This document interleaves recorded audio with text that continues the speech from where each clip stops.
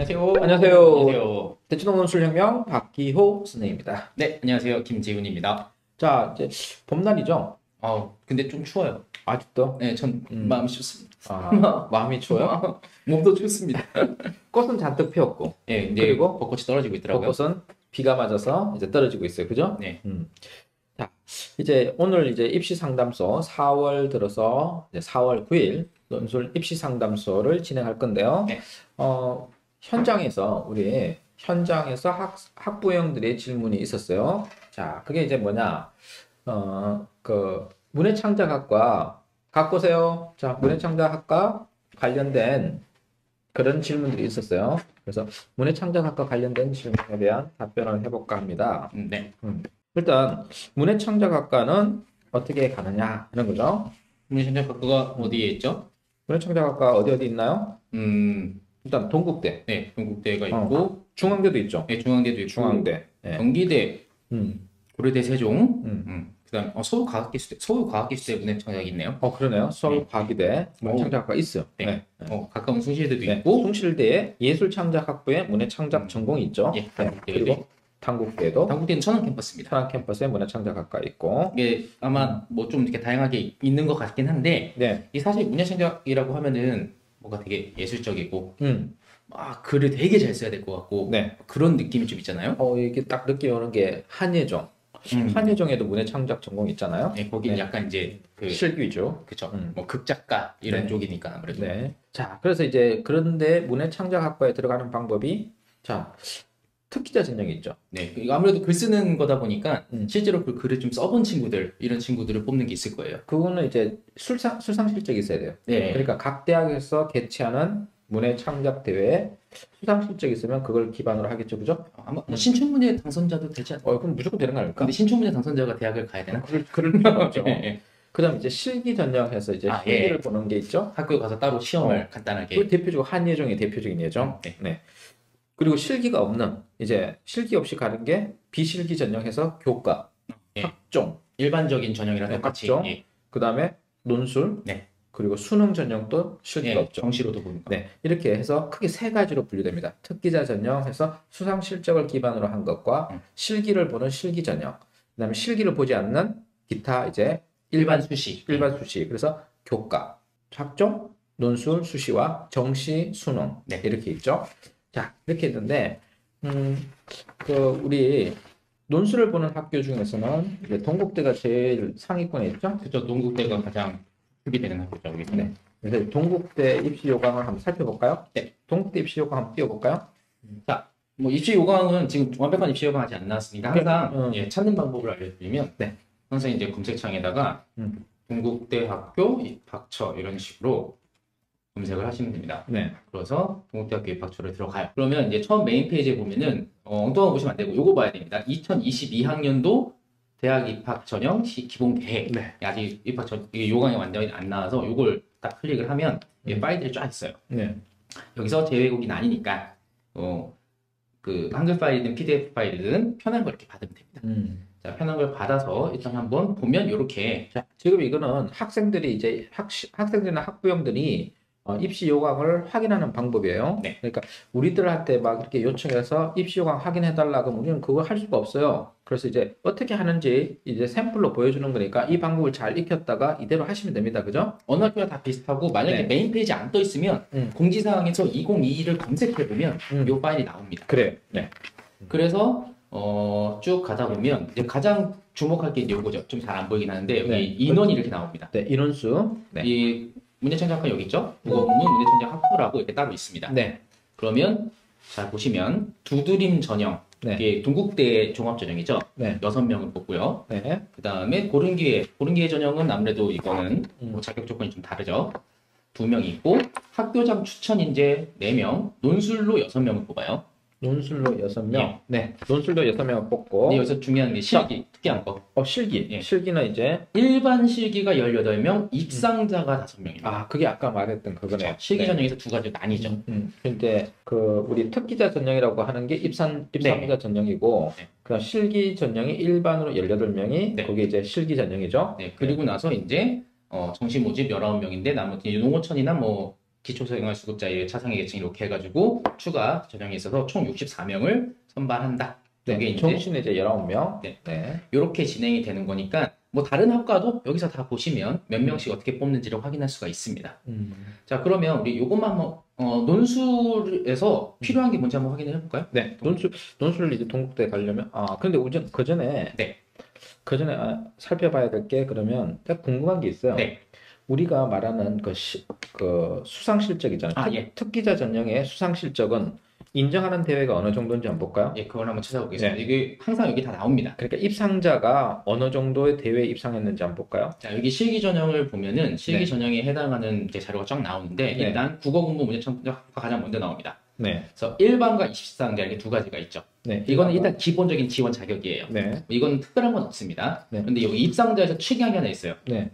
자, 원서 마감일 이게 본교 인정대회 3위인의 입상자 또는 일간지 및 문예진의 신춘문예 문학상 공모 입상자. 네, 느낌은 이러네요. 네. 저기에 입상자는 신적인 존재네요, 거의. 그러니까 학생들이 들어올 수 있는 게 아니네요. 거의 이제 이런 거죠. 아직 그러니까 이런 학적이 대학을 나오지 않았지만 글을 쓰는 걸 좋아했던 분이 신춘문예 딱 해서 당선이 됐는데 이제 대학도 다니고 좀 더 이제 학문적으로 배우고 싶다. 뭐 그러면은 지원을 할 수 있죠. 신춘문예. 자, 일간지하고 저기 문예지라고 돼 있잖아요. 네. 그러면 저 일간지와 문예지가 어떤 건지 또 예시가 있을 거예요. 네. 그거 한번 볼까요? 네. 이게 있을 거예요. 인정하는 대회. 그 대학이 인정하는 대회. 그거 있잖아요. 여기 있죠. 네. 그러면 여기 좀 더 구체적으로 나옵니다. 네. 인정대회는 이런 거죠. 학교에서 하는 거. 동국대학교에서 주최하는 동국대에서 주최하는 거. 고등학교 100일장 대회네요. 네. 그럼 학생들을 모아서 네. 하나 봐요. 네. 그 다음에 이게 아무래도 불교재단이다 보니까 만해 선생님이죠. 100일장. 만해 100일장 이런 게 있나 봐요. 그 다음에 이건 또 전국 고교 100일장. 이거는 이제 동국대랑 관련이 없는 거죠. 네. 한국 작가회의에서 하는 거래요.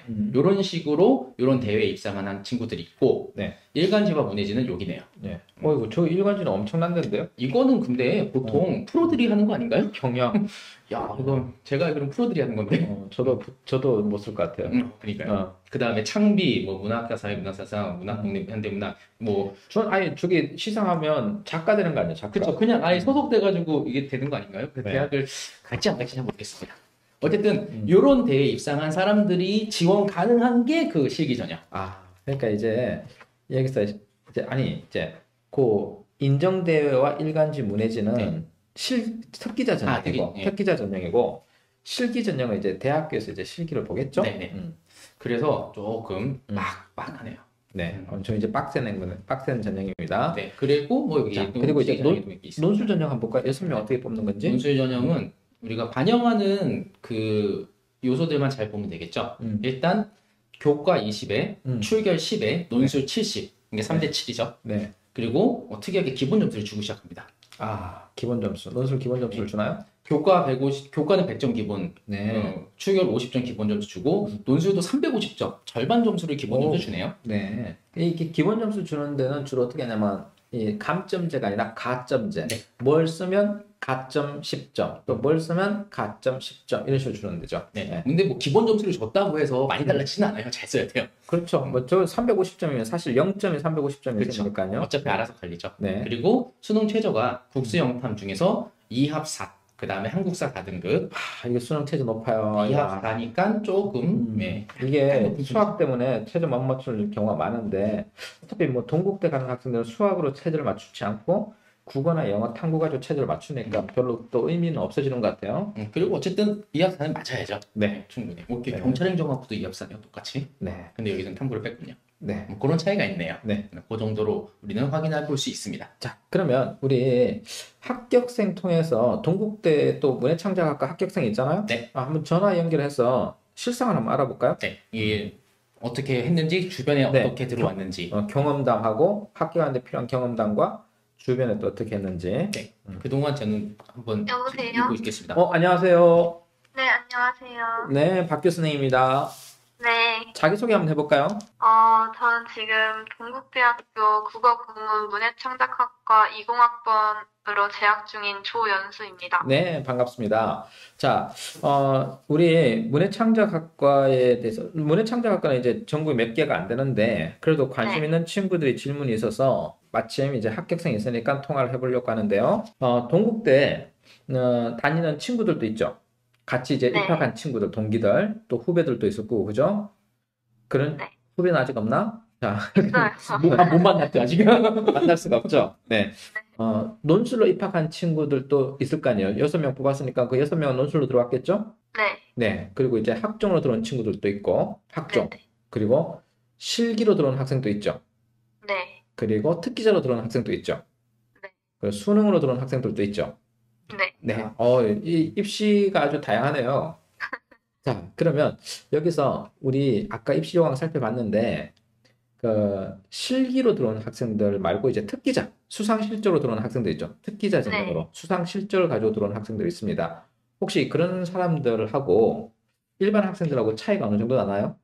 일단 특기자 전형으로 들어온 친구는 제가 알기로는 몇 명이 없어가지고 네. 그 친구들 같은 경우엔 제가 한 명도 새내기인데 20살인 경우를 못 봤어요. 그러니까. 새내기인데 20살은 없다 이거죠?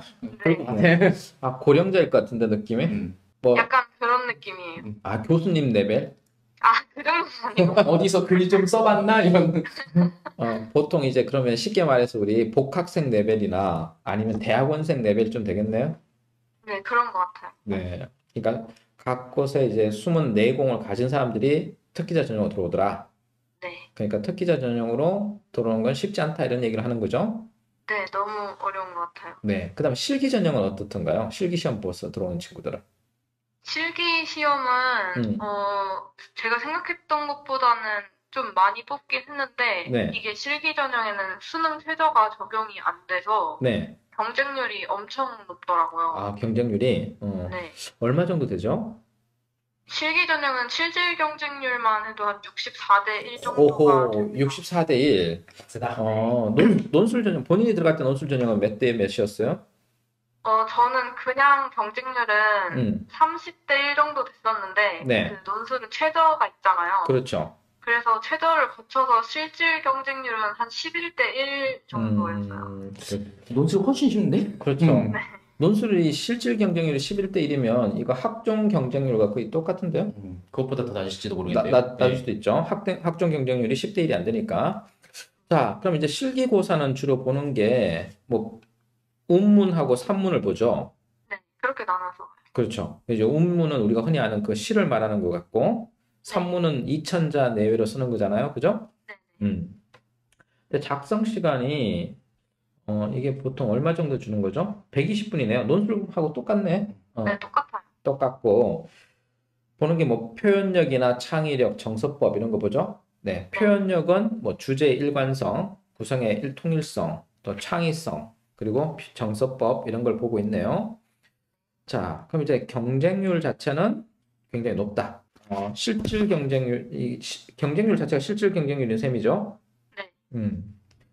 다음에 또 논술은 들어갈 때 31대 1이었다. 10명 모집에 319명이었네요. 그때는. 그리고 논술 실질 경쟁률이 11대 1이었다. 근데 이제 보통 모든 학과들은 경쟁률이 한 20대 1 미만이죠. 네, 저희 학교는 그렇더라고요. 네, 동국대는 20대 1 미만인데 그 문해창작학과만 인기가 유독 있었네. 30대 1. 아니요. 실질 경쟁률이 다 20대 1 미만이었어요. 그러면 실질 경쟁률은 20대 1 미만인데 문해창작학과는 더욱더 낮은 셈이었네요. 네. 자, 그다음에 우리 그러면 이제 실기 일반은 64대 1이었고 그리고 네. 실기 특기자는 5명 모집에 80명이 왔네요. 네. 이것도 만만치 않은데?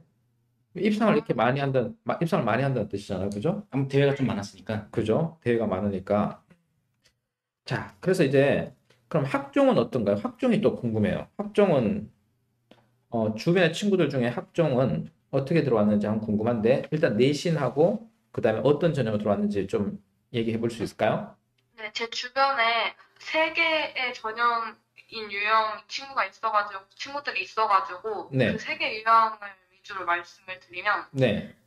동기 중에 한 명이 이제 학교장 추천 전형으로 들어온 친구가 있는데 네. 학교를 공개하면 안 될 것 같아서 강남에 있는 학교인데 강남에 있는 네, 1등급 중반이었고 그 친구가 이제 좀 스펙이 엄청 많았어요. 네. 그래서 학교장 추천으로 들어온 친구는 1등급 중반에 스펙이 엄청 많았고, 음. 그리고 저희 학교 학종 이름이 두드림 전형이 있거든요. 네. 그 전형으로는 이제 2등급 중후반 때 애들이 많은 것 같더라고요. 그 친구한테 물어봤더니 자기 주변에 두드림으로 붙은 친구들도 다 2등급 중반, 후반 정도라고 했어요. 그리고 특성화고로 들어온 친구가 한 명 있었는데 그 친구는 또 이제 2등급 중반 정도였습니다. 그럼 이제 정리를 하면 학교장 추천은 내신이 좋아야 되고, 네. 그리고 1등급 중반, 1.5, 6, 7, 뭐 이 정도 돼야 되는 거고, 그죠? 네네. 그리고 스펙도 있어야 되고. 그 다음에 이제 두드림 전형이나 특성화고 출신들 중에서는 2등급 대 중후반. 네. 네, 그리고 스펙이 필요했다. 이렇게 요약이 되겠네요. 네. 네. 자, 근데 이제 본인은 논술 전형을 갔는데, 우리 논술, 내신 등급 솔직히 공개할 수 있을까요? 아니면 네. 공개할 수 있어요? 공개할 수 네. 있어요. 네. 몇 등급이었나요?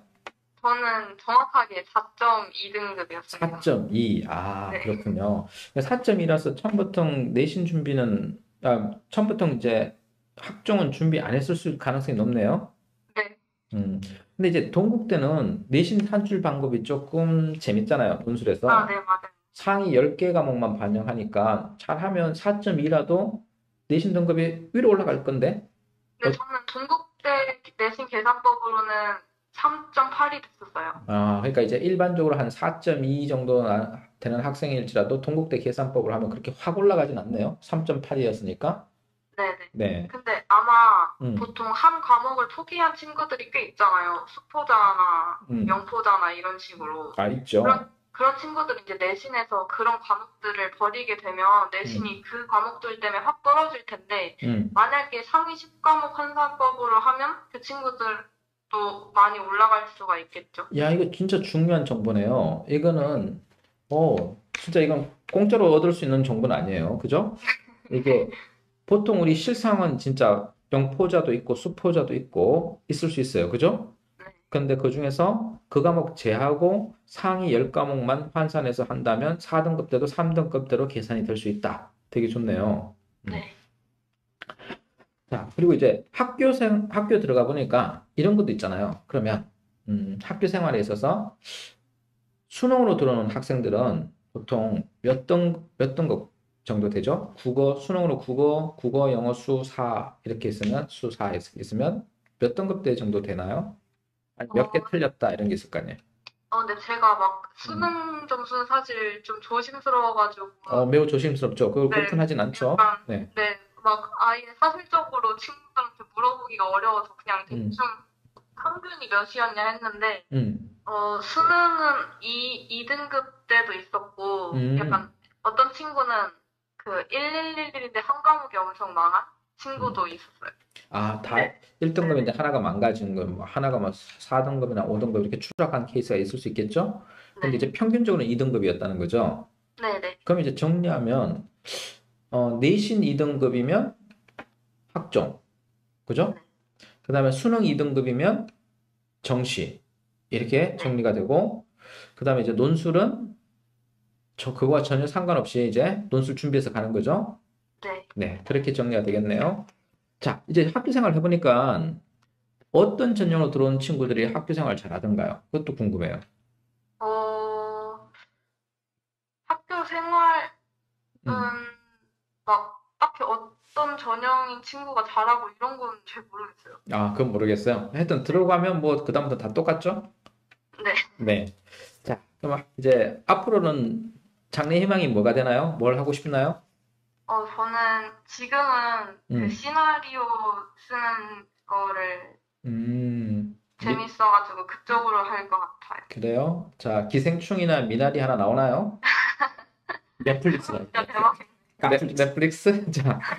자, 우리 질문에 대해서 너무 성실하게 답변해 주신 조연수 후배? 아니지. 학생이죠, 학생. 고맙습니다. 박기호 논술 들었을 때, 박기호 논술 수강했을 때, 어떤 캠퍼스에서 수강했죠? 저 중계 명인에서 수강을 했고, 네. 그때 들을 때 분위기 어땠나요? 수업 분위기? 중계 명인이요? 네. 너무 아침. 사람이 너무 많아가지고 아, 그때 많았죠? 네, 네. 근데 약간 그래서 더 좀 현장 분위기 같은 느낌이었어요. 꽉 차 있어가지고. 아, 교실이 꽉 차 있으니까, 그 네, 대강의실에 꽉 차 있으니까 이제 현장 분위기가 났다는 거죠. 시험 치는 분위기가. 네, 네. 그렇죠. 그 학생들이 시험장에서는 또 그런 일이, 그런 것처럼 느껴지니까, 그죠? 학생들이 꽉 차 있고, 그만큼 많이 와서 시험을 치고 그러니까, 그죠? 네. 네. 자, 지금까지 이제 우리 합격생과 대화를 나눠봤습니다. 자, 이제 질문 사항들을 올려보겠습니다. 자, 수고했습니다. 조현수 학생. 네, 이반 감사합니다. 네. 딱 그동안 질문이 많이 올라와 있습니다. 네. 이제 질문에 대해서 답변을 해볼까요? 예, 첫 번째 질문부터 볼게요. 네. 존슨 학생. 음. 자, 일반 재학생들이 보통 논술을 중간고사 끝난 6월부터 고려하는 경우가 많은데 많이 늦냐고 물어봤는데 사실 중간고사 끝난 6월부터 고려하는 논술은 수리 논술이죠. 이 자연계에. 네. 예, 자연계 수리 논술은 그래도 되는데 음. 사실 인문 논술은 그러면 조금 촉박합니다. 시간이 조금 부담스럽긴 해요. 얼만큼 부담스러울까요? 그러니까 다른 친구들이 6개월 정도 공부한 거를 나는 한 1개월에서 2개월 안에 조금 보완을 해야 되고 이게 쉽게 생각하는 이유 중에 하나가 뭐냐면은 야, 글쓰기인데 그냥 사람이면 글쓰기 다 할 수 있는 거 아니야? 이런 생각들을 하기 때문에 약간 이런 생각들을 하는 게 좀 있긴 있어요. 그러니까 글쓰기라는 게 사실은 잘 생각해 보세요. 한 18년, 19년, 20년 동안 살아오면서 이게 만들어진 건데 이게 습관이라는 게 있잖아요. 네. 근데 그 습관이라는 걸 한 3, 4개월 안에 싹 바꿔야 돼요. 논술 답안에 맞게. 그러기에 쉽지가 않습니다. 그래서 6월부터, 그러니까 6월 중간고사 끝난 이후에 준비를 시작하는 건 조금 늦은 건 맞아요. 그러니까 시간을 많이 투자해야겠죠. 제 생각은 그렇습니다. 제 생각을 이야기하면요. 어느 정도냐면, 자, 6월 달에 중간고사 초 6월 달부터 시작을 한다. 그럼 6월 달에 또 6평이 있어요. 그죠? 굉장히 중요하죠. 네. 그 6평 땡 치고 들어온다는 소리인데, 6평 땡 치고 들어오면 현장에서는 뭐 하고 있냐? 신규반은 하나도 없어요. 전부 다 심화반이에요. 아니면 이제 파이널반으로 넘어가고 있는 시점이죠. 그럼 어떤 생각을 해야 되냐? 6월 달에 와서 기초를 해야 돼요. 그럼 자, 6월 한 달 치고, 자, 이제 7월, 8월, 9월, 원서 쓰죠? 10월에 시험 쳐요. 4개월이에요. 4개월 만에 논술 일주일에 한 번씩 해도 24번 수업밖에 안 돼요. 그럼 24번 수업해서 논술 합격할 수 있을 정도로 끌어올릴 수 있느냐? 24번까지는 안 될 것 같아요. 그러니까 학생이 시간을 얼만큼 투자할 수 있느냐를 잘 4개월 24번도 아니네요. 4, 4, 16이네. 네. 16번. 좀 그러니까, 하겠다, 그죠? 그래서 16번 가지고는 안 될 것 같아요. 아무래도 좀 빡빡하죠. 빡빡한데 뭐 또 논술에 특출난 재능을 가지고 있는 훌륭한 친구일 수도 있으니까 이건 해봐야지 알아요. 안 해보고서 무조건 안 된다고 얘기하는 건 아니고 네. 근데 뚜껑을 열어봐야 알지만 굉장히 이미 힘들긴 하다. 그냥 뭐 뻔히 보이죠? 내가 봤을 땐 보이는데 그냥 단도직입적으로 물어볼게요. 너 16번 수업해가지고 사회문화 1등급 받을 수 있어? 그렇게 생각하면 될 것 같아요. 그러니까 자기가 수업을 받는 거랑 그리고 그래서 그걸 자기가 스스로 복습을 얼만큼 시간 투자해서 할 거냐. 그래서 이미 지나간 시간을 보완해서 그걸 뭐 했어야 되는 것들, 그러니까 기초 과정에 써야 되는 것들을 최대한 빨리 그 보완을 할 수 있느냐, 요거를 잘 생각을 해주는 게 필요하죠. 네, 그 다음에 선생님 최저 없는 논술은 가능성이 1%인가요? 인서울 낮은 거라도 열심히 해도 이거 정말 중요한데요. 최저 없는 논술 1%인가 이거는 경쟁률이 100대 1을 넘는 학교 이야기죠? 그럼 한양대 100대 1 넘으니까 1%가 안 되는 거죠? 이렇게 생각하면은 연세대 1%가 안 되는 거잖아요. 근데 1%가 같은 1%가 아니라는 거죠. 완전히 이게 그냥 1%가 된다는 거는 그 100명이 모두 실력이 똑같으면 1%죠. 맞아요. 네. 근데 그 시험장에 오면 실제로 이제 시험장에 갔다 온 친구들 얘기 들어보면 이래요. 뭐 문제가 3개나 4개가 있다고 쳐봐요. 근데 걷어가잖아요. 보면은 자기가 그냥 쓱 돌아봐도 한 문제 정도가 통으로 비어있는 애들이 되게 많대요. 그러니까 아예 못 쓰는 애들. 그러니까 준비 없이 온 애들. 특히 이제 최저 없는 학교는 준비 없이 온 애들 꽤 많을 거예요. 연대도 네. 그렇고 한양대도 그렇고. 네. 난 뭐 내가 글 좀 써? 이러면서 왔는데 이건 뭐 어떻게 쓰라는 거야? 이렇게 되는 거죠. 그래서 그런 친구들이 한 20-30% 빠져나가죠. 네. 그리고 안 오는 친구들도 좀 있긴 있고 실제 경쟁률은 조금 떨어지기도 하니까 어쨌든 그래서 1%보다는 높아요. 그래도 1%보다는 높습니다. 자, 그 다음에 그럼 그 연대하고 한양대 빼고 이제 낮은 학교로 가면 경기대, 인하대, 아주대, 그리고 가톨릭대 이런데 성신여대 체제가 있죠. 그럼 이제 이런 대학들을 보면 경쟁률이 100대 1이냐? 그렇진 않잖아요. 그렇진 않죠. 20대 1이에요. 20대 1.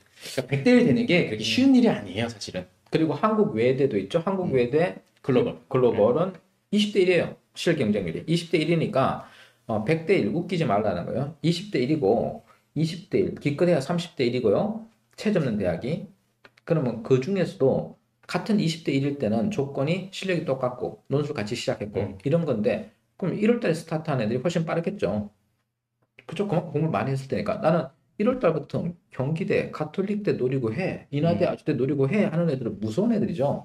옛날에 그런 게 있었어요. 그 가천대 적성이 있을 때 작년까지죠. 네. 적성을 한 6월 모의고사 보고 나서 준비해도 되지 않을까라고 많았죠. 그런 그 되게 많았잖아요. 다 그랬죠. 5, 6등급 정도 친구들이. 근데 적성을 1월부터 준비한 친구들이 있어요. 독한 놈이죠. 네.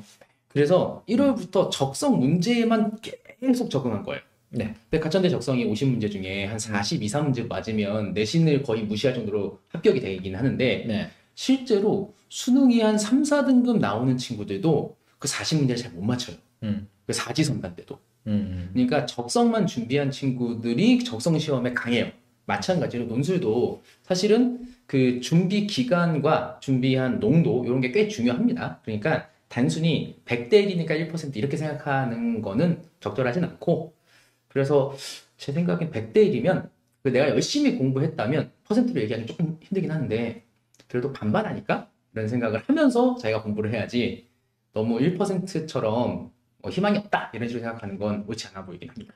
자, 이제 그 다음에 재밌는 이야기가 있어요. 일단 4월부터 논술 시작해도 괜찮나요? 이 친구는 질문이 하나 밑에 더 있는데 뭔데요? 밑에 거 먼저 얘기해 줄게요. 네. 간호인문에 대해서 알려달라고 질문을 2개를 올렸어요. 근데 간호인문 우리가 여러 번 했습니다. 그러니까 했어요. 저희 영상 중에 간호인문에 대해서 쭉 정리한 영상이 있으니까 그거는 참고해 보시면 도움이 될 거고 첫 번째 질문이 4월부터 시작해도 되겠냐? 4월은 그나마 낫죠. 그 앞에 3개월 지나간 것만 영상으로 인강으로 들으면 되니까. 특히 이제 4월 같은 경우는 그 고3 친구들이 중간고사 기간 때문에 공부를 쉬는 시간이잖아요. 논술 공부를. 그렇죠. 어느 정도. 네. 그러니까 그때 내가 논술 공부를 하고 있다면 어느 정도 따라잡았다. 이렇게 볼 수도 있는 거죠. 그럼 이제 5월 달에 진입할 때 따라올 수 있도록 하면 되죠. 네. 그리고 뭐 기본편은 완벽하게 다 안 하고 한 3분의 2 절반 정도만 해도 충분히 가능합니다. 수업을 따라올 수 있을 정도로 앞에 독해 파트라도 좀 듣고 와야 되지 않을까요? 그러면 5월부터 병행하면 되니까요. 네. 그 다음에 그리고 작년에 연세대 이거 한번 볼까요? 민유준 전 기억나는 친구인데 그래요? 예. 작년에 예비만 2군데 안타깝습니다. 예비만 2군데 진짜 예비 친구들이 꽤 많았었어요. 네. 예. 강남 너스에서 수업을 들었군요. 네. 그래서 정시는 원서운이 안 좋아서 그러니까 원서를 조금 쫄았나 봐요. 그래서 합격은 했는데 아무래도 자기 성적이 안 맞는 그런 학교로 갔나 봐요. 그래서 우리 이제 군대 가서 군수를 생각하고 있다는데 군대 가서 하는 게 군수군요. 네. 상근. 상근. 복 받았네. 복 받았네. 나를 구했나 봐. 전생에. 상근. 서울에서 상근 진짜 힘든데. 전생에 임진왜란에 참여했나? 서울에 상근을 한 200명인가 밖에 안 뽑을걸요? 그러면 로또 잡은 거네. 제가 알기로는 그랬는데 훌륭합니다, 진짜. 어쨌든 공부할 시간은 충분히 있는데 그럼 올해 보는 건가요? 내년에 보는 건가요? 잘 모르겠네. 뭐 올해 보겠죠. 근데 올해 입대해서 올해 할 수 있나? 시험을 볼 수 있죠. 그런 거요? 왜냐면 휴가를 나와서 시험을 치면 되니까. 그래서 그 다음에 다시 입학을 하는 건가? 1년 늦게 입학하나요? 그럼 뭐 1년 늦게 입학을 해야 되겠죠. 입학은 해놓고 그쵸. 등록금 내고 휴학을 해야 되겠죠. 그리고 군 복무를 가지고 휴학을 하면 되니까. 저는 그냥 제대할 즈음에 입학한 사람들은 알았는데 자 어쨌든 그러면 그쵸. 그러니까 수능 공부도 할 거면 충분히 이게 예비까지 받았던 실력이잖아요. 예비까지 받았던 실력이면 충분히 잘 공부를 했는데 사실 이것도 운이 나빠서 떨어진 거잖아요.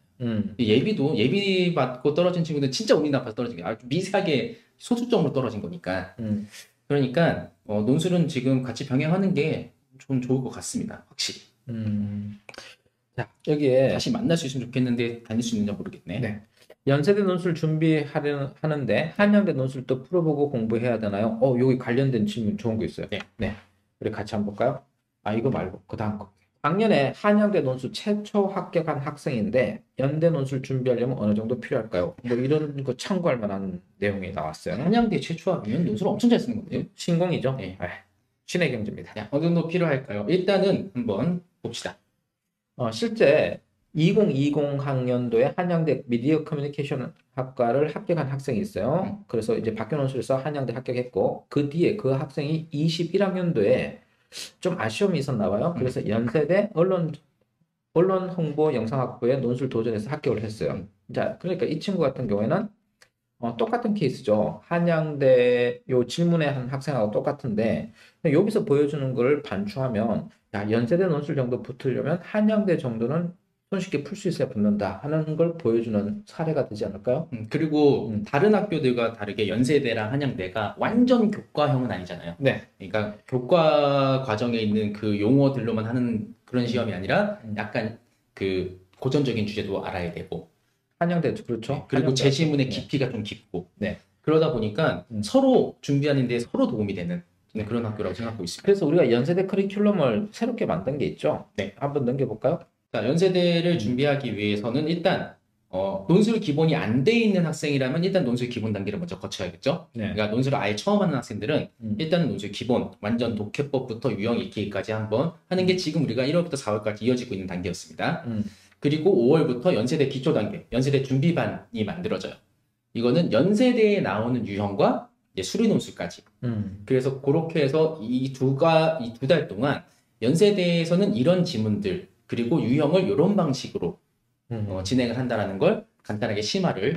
그러니까 이거 현강 네. 위주의 계획서죠. 그리고 나서 이제 연세대 실제 기출문제와 우리가 연세대 최근 기출문제 형태로 변형한 문제들 이걸 통해서 이제 풀세트 문제들을 연습하는 게 7, 8월 단계고 마지막으로 9월과 10월은 아마 한 주겠죠. 여기서 이제 파이널로 예상 문제들을 다루는 이런 식으로 준비하는 게 기본적인 흐름입니다. 네. 근데 인강 학생들은 일단은 당연히 기본 편을 한 다음에 인강에는 우리가 작년에 연세대 강의했던 게 있죠. 그러니까 그거를 지금부터 준비를 해보면 아 연세대 문제는 이렇게 나오고 이런 식으로 접근해야 되는구나 이거를 파악해 볼 수가 있을 겁니다. 네. 자 이제 뭐 인강은 조금 순서가 다른데 네. 하여튼 인강도 스케줄이 있고 현강도 스케줄이 있다는 거 그거 이제 알려드렸습니다. 어쨌든 한양대 문제는 연세대에 도움이 된다. 되는 게 맞다. 그리고 풀어봐라. 네. 자 그다음에 또 질문이 여기 문해창작학과 잠깐 볼게요. 네.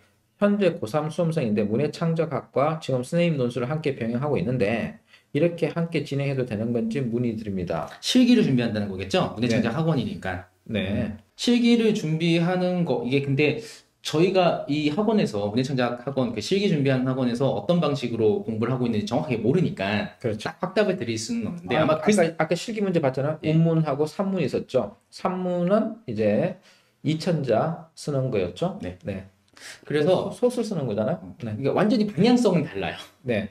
그러니까 아무래도 이 두 가지를 구분해서 공부할 수 있다면 모르겠는데 그게 안 된, 그게 좀 어렵다고 생각하면은 하나만 집중하는 게 저는 맞을 것 같긴 해요.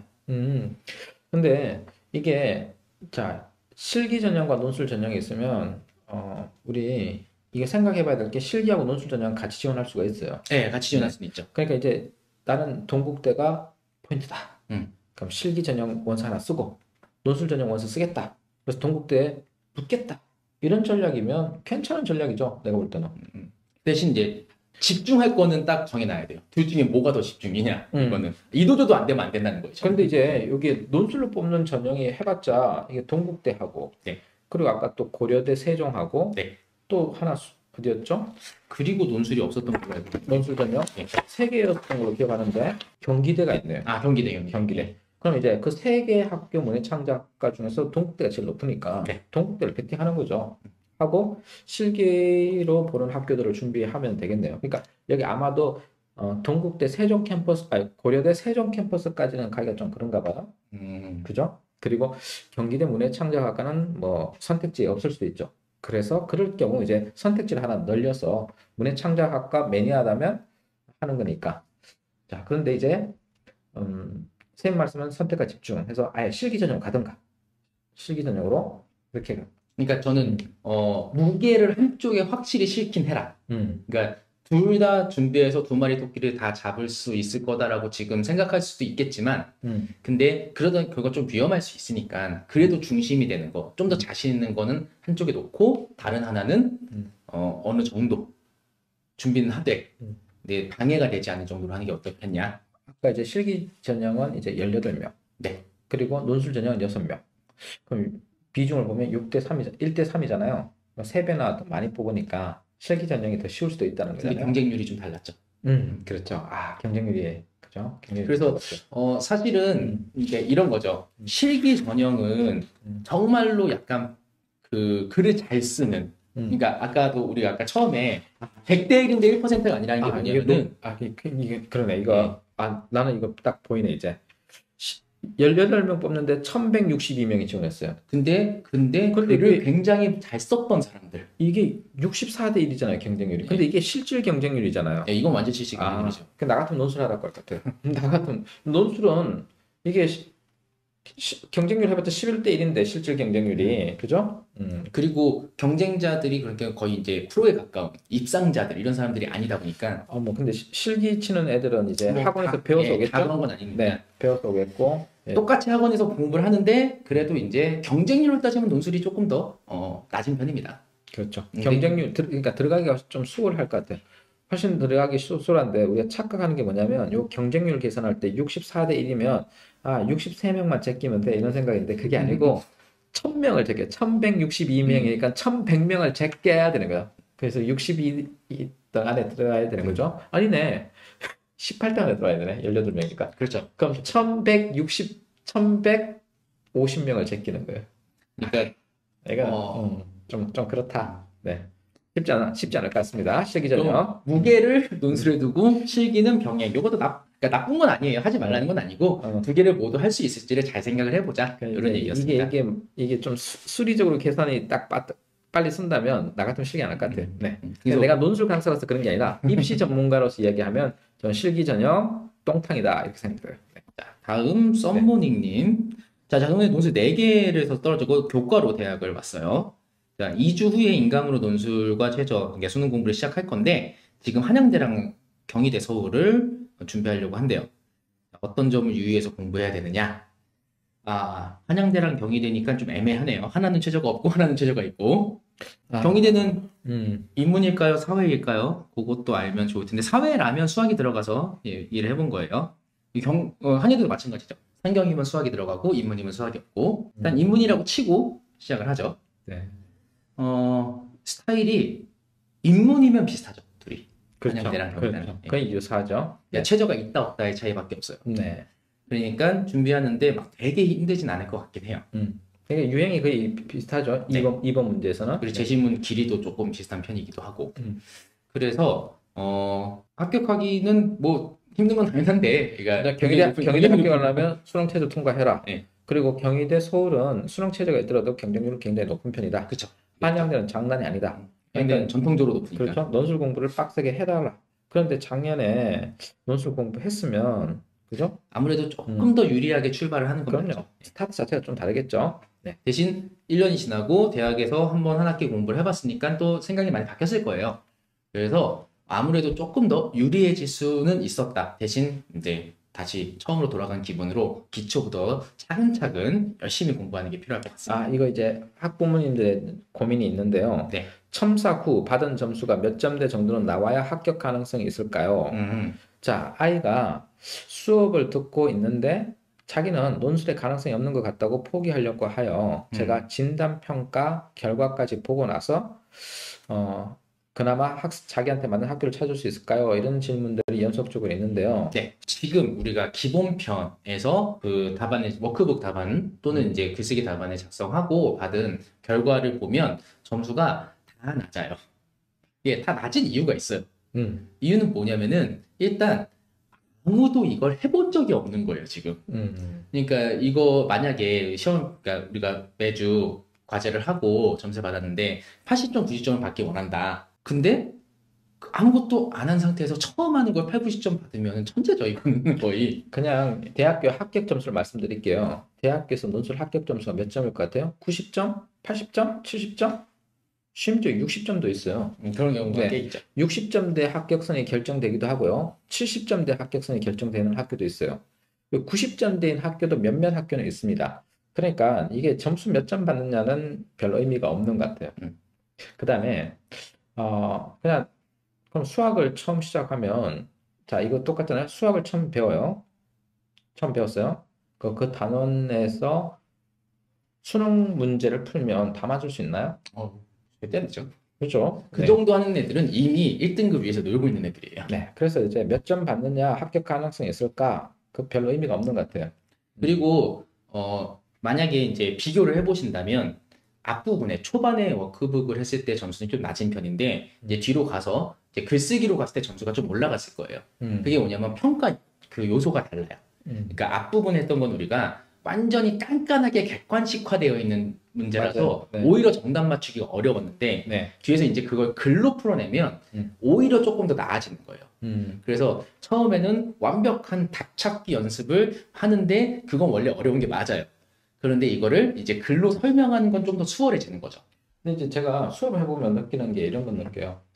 학생들한테 문제를 풀게 해요. 그리고 이번에 진단평가 같은 경우에 네. 자 풀게 해요. 그리고 1번, 2번, 3번 있으면 3번은 진짜 어렵잖아요. 네. 1번, 2번, 3번 이렇게 점정적으로 난이도가 올라가니까 그래서 이걸 맞췄냐 하면 1번은 한 절반 정도 맞췄다고 손을 들어요. 2번은 전멸이에요. 3번은 아예 문제를 잘못 이해했어요. 그런 경우가 되게 많습니다. 그래서 이건 뭔 얘기를 하냐면 실제 시험장에 가면요. 100명 중에 1명만 정답을 쓸까 말까입니다. 그래서 이거 정답이랑 비교하면 안 됩니다. 옆에 있는 학생이랑 비교하는 겁니다. 그래서 완벽한 정답은 진짜 어려워요. 네. 그리고 또 제가 이거 말하기 참 곤란한데 그냥 솔직히 이야기할게요. 우리가 사람이 태어나가지고 걷기를 하잖아요. 그죠? 일어서고 걸을 때까지 몇 개월이 걸릴까요? 태어나서? 기억이 안 나는. 돌을 기준해서 한 10개월 정도 되면 서기 시작하고 걷습니다. 그럼 빠른 애들은 10개월 채 11개월, 12개월 돌쯤 되면 이제 걷기 시작해요. 전부 다 10개월쯤 되잖아요. 그러면 걷기 위해서 뭐부터 해야 될까요? 기는 것부터 해야죠. 기어야죠. 네. 기고 뒤집고. 그렇죠. 네, 해야죠. 기고 뒤집는 게 먼저가 아닌가? 모르겠어요. 애를 안 기어봐서 몰라요. 그러니까 이제 그 과정을 해야 됩니다. 그런데 서서 걷기 시작할 때 처음부터 잘 걸을까요? 아니면 넘어질까요? 그냥 여기저기 부딪히고 막 넘어지죠. 그렇죠. 우리는 걷기를 하기 위해서 몇 번 정도 넘어질까요? 평균. 그럼 하루에 한 100번 넘어지지 않나요? 하루에 100번 무릎 다 까지겠네요. 네, 3,000번 넘어집니다. 3,000번. 3,000번 넘어지면 걷기를 시작합니다. 그런데 뒤뚱뒤뚱 걷지 막 완벽 보행, 직립보행, 완벽 보행은 안 되죠? 자, 그건 마찬가지입니다. 논술 한두 번 써보고 뭐 한 달 하고 난 다음에 나는 논술에 적성이 한 달에 맞춰 4번 수업 듣는 건데 적성이 없는 것 같아. 이 말은 걷기를 배우다가 몇 번 넘어지고 난 다음에 엄마 나는 걷는데 적성이 없는가 봐. 평생 아니죠. 기어다닐래? 뭐 이런 건가요? 100m 달리기 선수는 못 될 것 같아. 이렇게 되는 거죠. 그렇죠. 그래서 이거 좀 인내심을 갖고 해보는 게 좋을 것 같아요. 처음 시작하는데 무슨 그렇게 고민이 많은지 모르겠어요.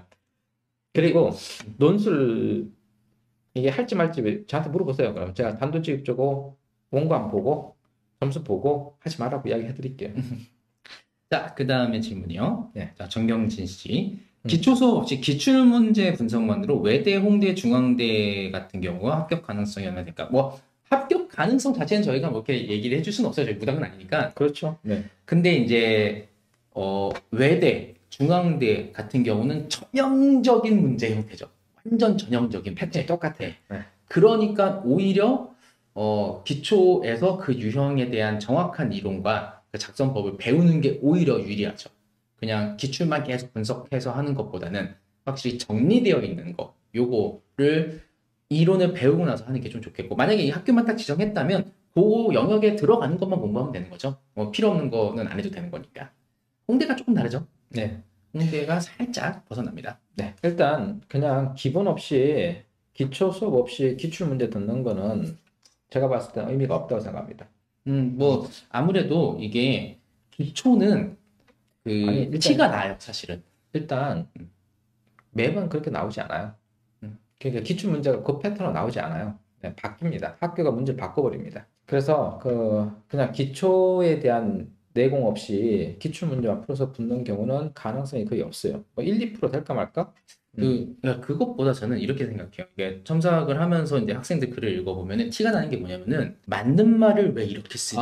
이렇게 네. 해요. 예. 맞는 말을 했는데 왜 이렇게 써? 음. 이것만 순서만 바꾸고 요거 이렇게 하면은 더 좋았는데 왜 이렇게 썼을까? 이런 게 있는데 이게 기초가 부족해서 그런 거거든요. 그러니까 기초는 그러니까 이런 문제 요구 사항은 이런 식으로 답안을 쓰는 거, 요 과정을 배우는 거잖아요.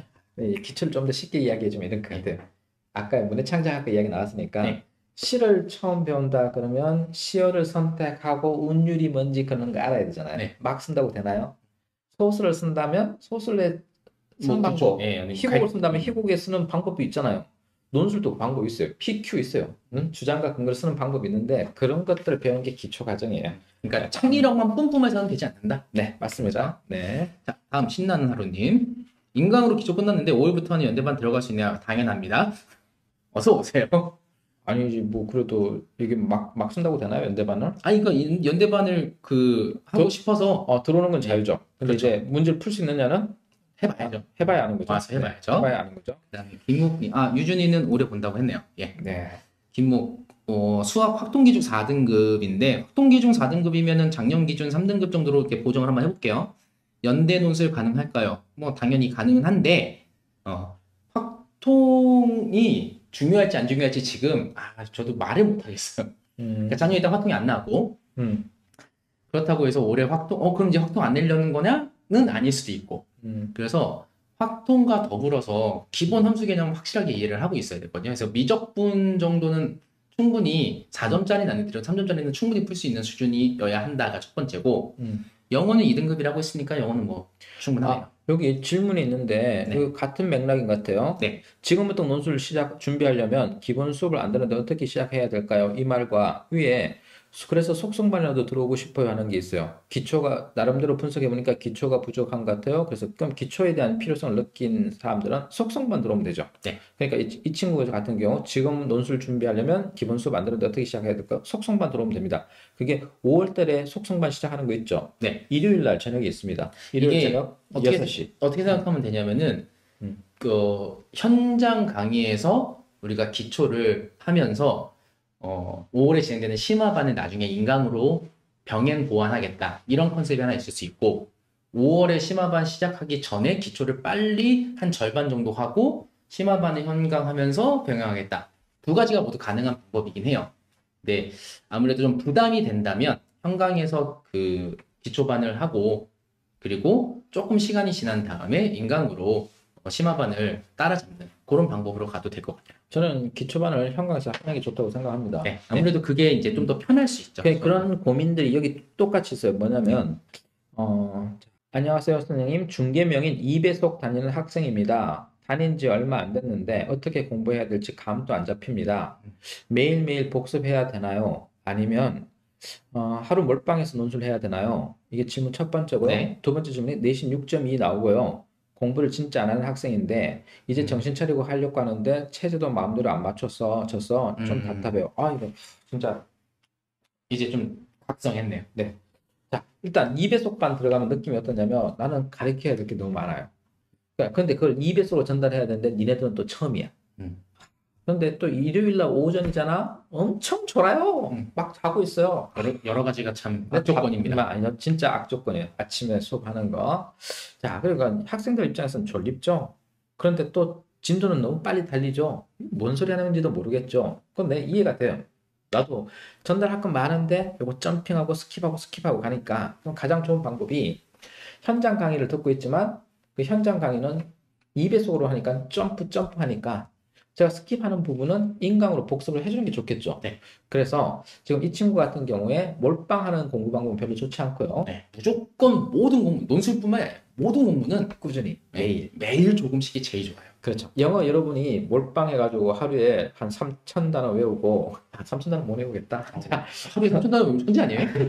하루에 500단어 외우고 그것도 많은데? 그 일주일 다음에 또 그거 하면 효과가 있을까요? 그건 까먹죠. 그렇죠. 그래서 어떻게 하냐면 매일 1시간씩 매일 1시간씩 논술 공부하시기 바랍니다. 그리고 그 공부 시간을 너무 무겁게 하지 마세요. 그냥 인강 듣으세요. 그냥. 네. 가볍게 1시간씩 누적된 게 나중에 엄청난 효과를 발휘할 그러니까 겁니다. 가볍게 인강 듣고요. 너무 심각하게 생각하지 마세요. 심각하게 뭐 이거 해내야 돼. 그럼 뭐 이거 못 풀면 안 돼. 이러면 이제 답이 없어지는 거야. 가슴이 답답해지는 거. 나 내신 또 6점인데 수능 또 안 돼. 논술마저 나를 배신하는구나. 나 어떻게 해야 돼? 다시 태어나야 돼? 이렇게 되면 안 되는 거죠. 그래서 기왕 이제 내신은 끝난 거잖아요. 6점이면 회복할 수 없어요. 그래서 그냥 유지만 해주세요. 유지만 해주시고요. 그러니까 최저도 마찬가지로 생각하면 될 것 같아요. 수능 공부도 마찬가지로 지금 내가 하루 동안 엄청나게 공부해가지고 기적을 일으킨다 이게 아니라 지금 아직 많이 남았어요. 따지고 보면 많이 남은 거예요. 그러니까 매일마다 시간을 적절히 들여서 내가 하루에 0.5점씩만 올려볼게. 한 일주일 공부해서 한 두세 문제만 맞춰볼게. 이런 식으로 접근을 하면 조금씩 최저도 맞출 수 있는 수준이 될 겁니다. 그리고 최저도 한 과목 3등급인 학교가 있어요. 한 과목 3등급. 가천대요. 같은 데만 있나요? 많아요. 자, 그 다음에 한 과목 3등급 말고 고려대 세종도 그렇고요. 자, 한 과목 3등급 말고 두 과목 3등급인 데도 있잖아요. 숭실대. 이제 그런 데부터 체제를 하나씩 맞춰 나가는 거예요.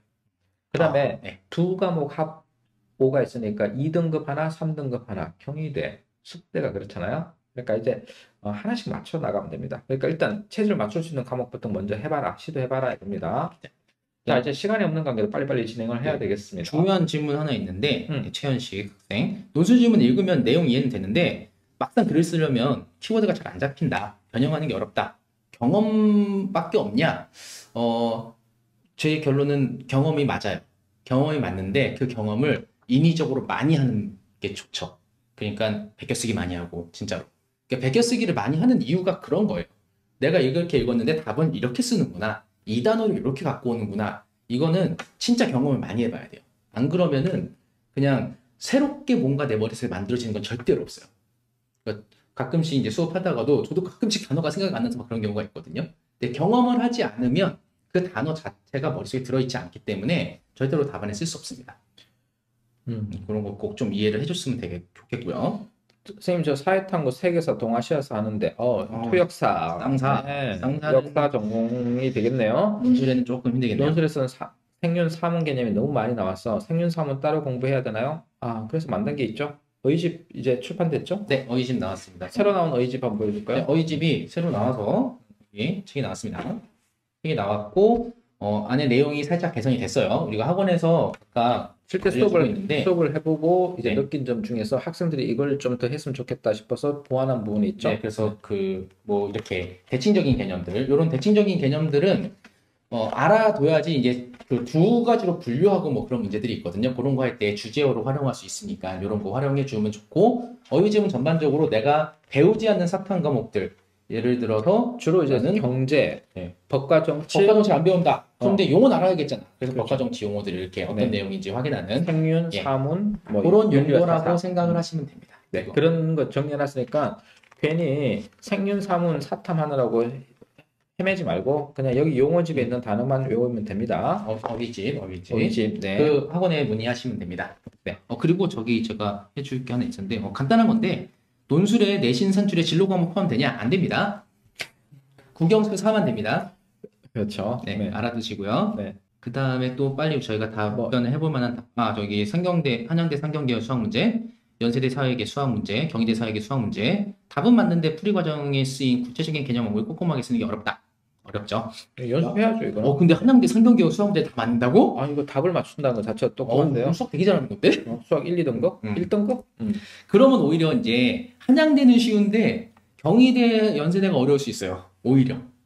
경희대, 연세대가 오히려 그런 것과를 요구하지 않으니까. 그러니까 수식은 간단하게, 근데 그걸로 글쓰기 해야 되니까 좀 어렵죠, 이게. 그래서 공부하는 방법 중에 하나가 뭐냐면은 교과서에 보면 문제들 말고 그 이론이 나오는 과정이랑 그 뭐 더 읽어보기 뭐 뒤에 해가지고 실생활 활용 이런 거 있잖아요.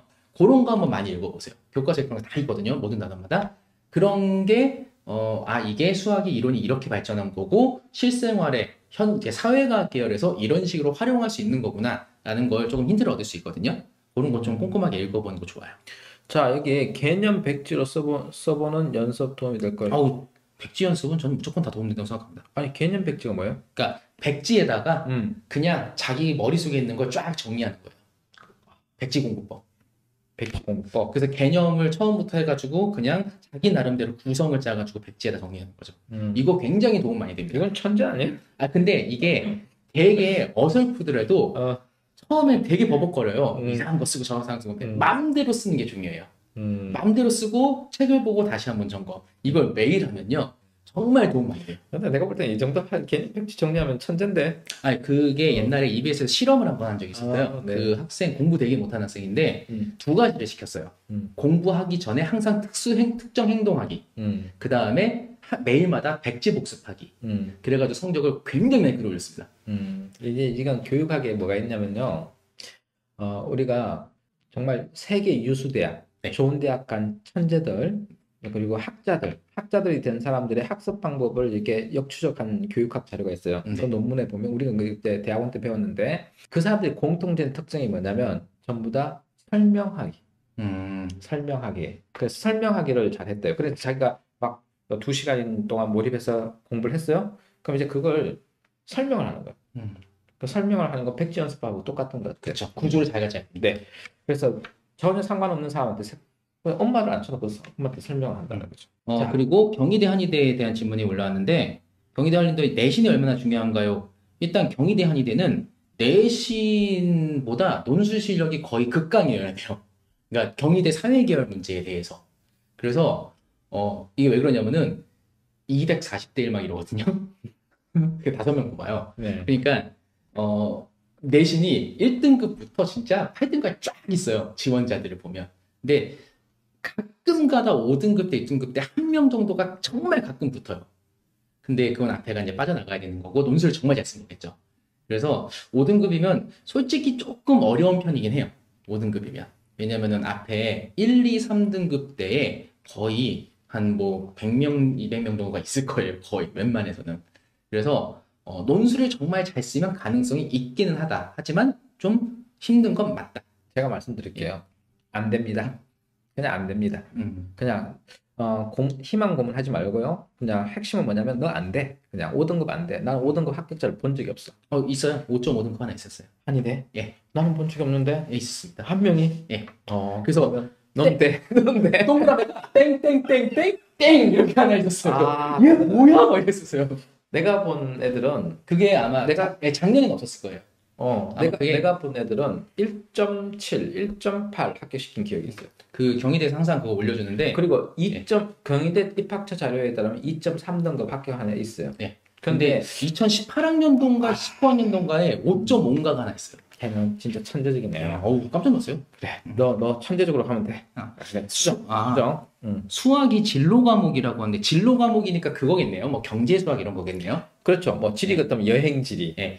그거는 수학이 아닐 거예요. 그게 네. 아마 그 교과 군상 수학으로 들어가나? 아니 이 친구가 지금 착각하는 게 뭐냐면 학교에서 진로 과목은 내신 과목에 포함되지 않는데요. 네. 이 진로 과목이 점수가 그렇게 내신 과목으로 안 나와요. 그러니까 상대 평가로 안 나와요. 여기서 지금 얘가 뭘 모르느냐면 이거요. 등수가 표시되고 원점수 100분이 표준 점수가 나오는 산출되는 네, 교과 그것만. 과목만 내신이 되니까 진로 과목은 그렇게 반영되지 않잖아요. 그래서 이거는 아닙니다. 그러니까 학교에서 지금 편의상 진로 수업을 해야 되는데 편법을 하는 거예요. 학교 알려주세요. 내가 교육청에 신고해 줄게. 이거는 진로 과목이라고 해놓고 있잖아. 그러니까 여행지리라고 해놓고 여행지리 수업을 해야 되는데 그게 아니고 한국지리 수업을 하는 거야. 그러니까 수능 공부 시키는 수능 공부 시키는 거야. 반칙이야, 반칙. 그러니까 그 수학도 진로 과목에다가 그냥 껴넣은 거겠네. 그래놓고 그렇죠. 수능 공부 수능 특강 하겠네요. 맞아요. 수능 특강 하죠. 그렇게 편법을 운영하고 있죠. 에이라이씨. 그래서 그런 경우가 그냥 신경 안 써도 되겠다. 그냥 그러니까 물어보세요. 이거 내신 점수로 해가지고 상대 평가로 해가지고 등급 산출되는 거냐, 100분이 나오는 거냐 하라고 진로 물어보면 과목은 돼요. 저도 안 되는 걸로 알고 진로 과목 안 돼요. 네. 안 되는데 물어보세요. 학교 쌤한테. 쌤 이거 진로 과목으로 됐는데 점수 다 매기나요? 그래서 100분이 점수 다 환산하나요? 라고 했을 때 근데 이거 되게 중요한 거니까 확실하게 해야겠네요. 네, 학교에다 따지고 물어봐야 돼요. 네. 그리고 자 이제 11시가 넘었네요. 마무리 지을게요. 자, 여기 아까 그 질문 하나 학부모님이었던 것 같은데 그 수업이 그 학원별로 같냐고 질문한 게 하나 있었어요. 어디 있었더라? 전에 있었는데, 앞에 있었는데, 저희가 수업은 학원별로 내용은 같은데, 진도가 좀 다른 경우는 있습니다. 그러니까, 2배속반 같은 경우는 어차피 진단평가를 안 보고, 그 다음에 대치러셀은 한 회차가 더 있고, 막 이렇게 해가지고, 조금씩 다른 건 있어요. 근데 전반적으로 같은 강좌라면 수업 내용 같은 걸 진행한다. 이렇게 이해를 하시면 돼요. 네. 자, 문과인데 이과 논술, 이과 학생인데 문과 논술을 준비하는 경우가 있다. 이렇게 올라와 있는데요. 네. 이과 학생 중에 문과 논술을 합격한 친구들도 많죠. 그래서 이과이지만 수능은 이과로 쳐도 논술은 문과로 칠 수 있습니다. 그렇게 준비해도 합격합니다. 자, 그 다음에 마지막 질문 받겠습니다. 마지막 질문은 이거네요. 인문 논술에서 수능 최저 2개 맞추거나 최저 없는 인서울대학 중에 합격률이 낮은 대학은 경쟁률 아닐까요? 잘못 쓴 것 같아요. 합격률이 낮으면 다 합격률이 낮죠. 경쟁률을 잘못 쓴 것 같아요. 예, 네, 예. 경쟁률 낮은 대학은 어디가 있을까요? 자, 그 다음에 유형이 비슷해서 같이 공부하거나 최저 2개 또는 최저 없는 대학 인서울대학은 어디 있을까? 이런 거 우리 지난 방송에도 했는데 그거는 그 입시 요강 우리 공개해 주는 거 있잖아. 그거 들여다 보면 되고요. 간단하게 정리를 하면 이 정도로 정리해 줄 수 있을 것 같아요. 경쟁률이요? 자, 경쟁률이라고 나와 있네요. 유형이 비슷한 학교는 되게 많아요. 그래서 한두 개씩은 겹치죠. 네, 그래서 그냥 기본 유형을 공부하세요. 그게 정석입니다. 그렇게 공부해서 기본 유형 6가지 패턴을 공부해놓고 그게 다 변형되는 거니까 그냥 지금부터 이런 유형이 비슷해서 같이 공부할 만한 학교 이런 의미 없는 질문하지 말고요. 공부를 시작하세요. 공부 안 하고 이런 질문하면 곤란합니다. 다음 두 번째, 그러니까 결론은 6개 유형 공부를 해라. 다 시험 문제 나온다 하는 겁니다. 다음에 최저 2개를 맞추거나 최저 없는 인서울대학 중에 경쟁률이 낮은 대학은 누구나 가기 싫어하는 학교입니다. 어딘가요? 뭐 가톨릭대, 경기대. 인서울이 아닌데. 아, 그런가요? 음. 근데 경기대 서울 캠퍼스가 있죠. 서울 캠퍼스, 충정로. 네, 있어요. 그다음에 경쟁률이 좀 높지만 광운대, 광운대가 34대 1에서 많게는 60대 1 사이로 왔다 갔다 하죠. 그러니까 최저 없는 대학은 인서울대학은 다 높은 것 같아요. 그 다음에 최저 2개를 맞추면 낮아지는 데가 어디냐? 숙대, 동국대. 동국대가 아까 경쟁률이 30대 1, 20대 1이었잖아요. 그러니까 한 30대 1, 40대 1이지만 실질 경쟁률은 굉장히 낮아지죠. 그래서 그런 데가 될 것 같아요. 자, 그래서 이제 실제 공부를 이제 시작하시면 우리가 입시 요강 나오는 대로 다시 또 한번 이런 방송 하겠습니다. 자, 논술 연습할 때 당연히 원고지 연습해야 됩니다. 글씨체가 중요한가요? 알아보기만 하면 됩니다. 네. 알아볼 수는 있어야 돼요. 네.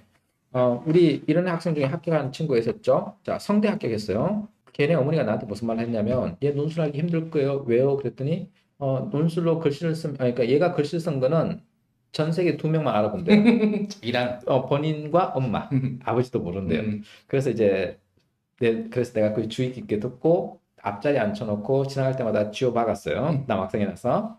그런데 이제 수능 치고 그 다음날 논술 성대 시험 치러 가기 전에 아버지가 이때까지 썼던 원고지 갖고 오라고 그랬어요. 보더니 아버지가 읽을 수 있는 거야. 그래서 시험 치러 가라고 그랬어. 글씨를 알아볼 수 있으면, 네. 그러니까 알아볼 수 없을 정도로 자기만의 특수한 개성이 나타나는 글씨체 좋지 않습니다. 네. 근데 가급적 잘 써야 되겠죠? 네.